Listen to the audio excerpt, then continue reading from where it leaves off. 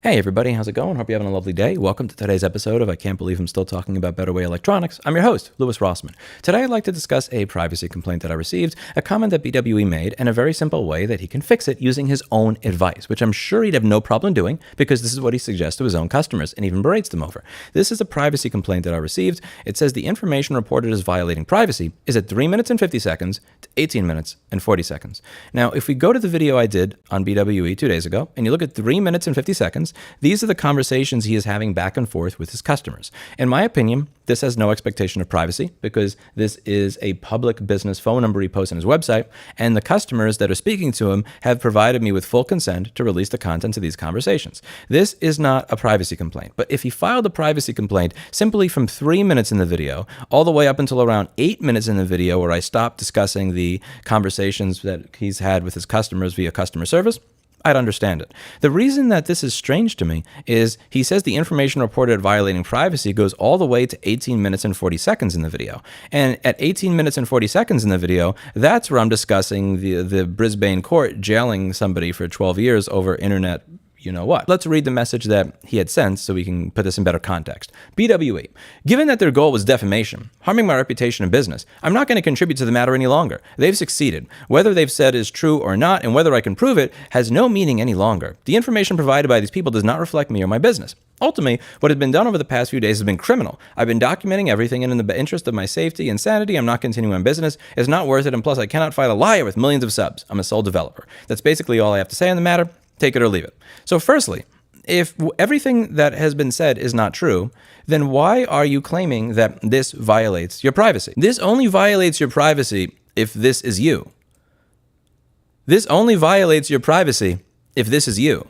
If you had made the privacy complaint from 3 minutes to 8 minutes, then you could at least say, I did not admit that was me.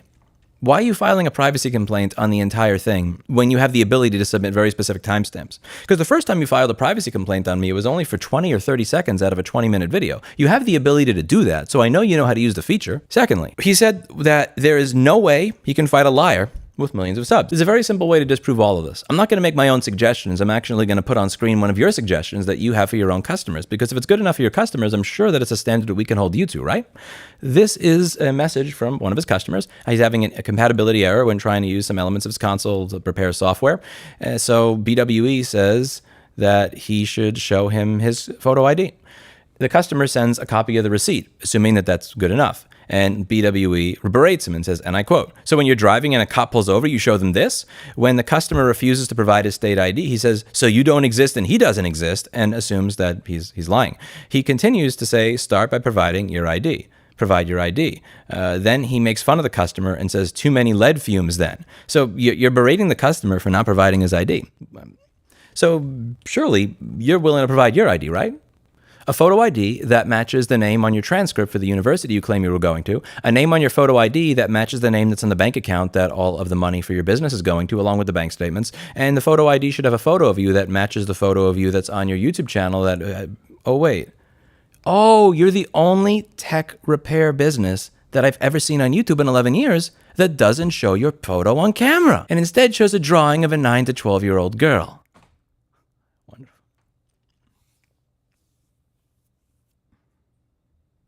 You don't want to do that because you don't want your privacy violated.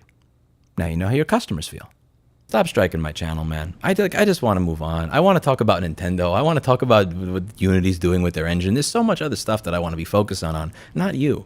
You had a second chance, and this is what drives me nuts about all of this. You had a second chance. You had the ability to start over. Most people, when they F up this bad, they don't have the chance to start over. You were the best in your field at what you did. You had people all around the world wanting to give you money. You had people all around the world looking up to your knowledge. You had the ability to start over, be economically independent, have that dopamine rush of being one of the best in your field, and you threw all of this away just so that you could talk to your customers like crap every single fucking day. And you had every single chance, every step of the way to change.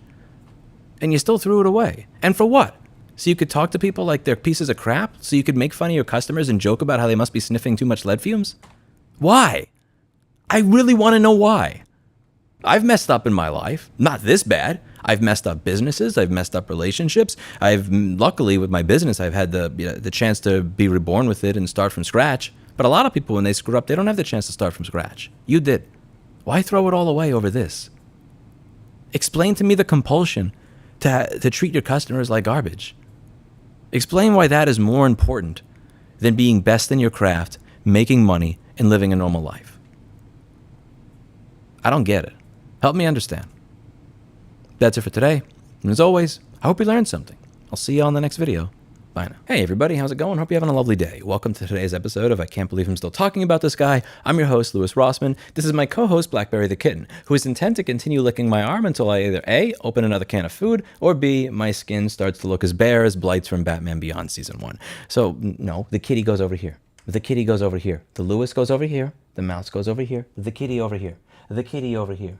The kitty over here. The kitty over here.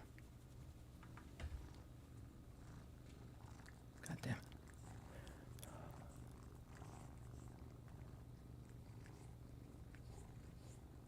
Hey everybody, how's it going? Hope you're having a lovely day. Welcome to today's episode of I Can't Believe I'm Still Talking About This. I'm your host, Louis Rossman. So I did see a response from BWE on my video, and he also did file yet another privacy complaint with YouTube. So I wanted to read what it is that he had to say, and then I wanted to show you the privacy complaint that was filed, and then I wanted to show you why this is all ridiculous and make a suggestion as to how it is this can all be cleared up by using BWE's own advice and messages that he sends to his customers. So this is what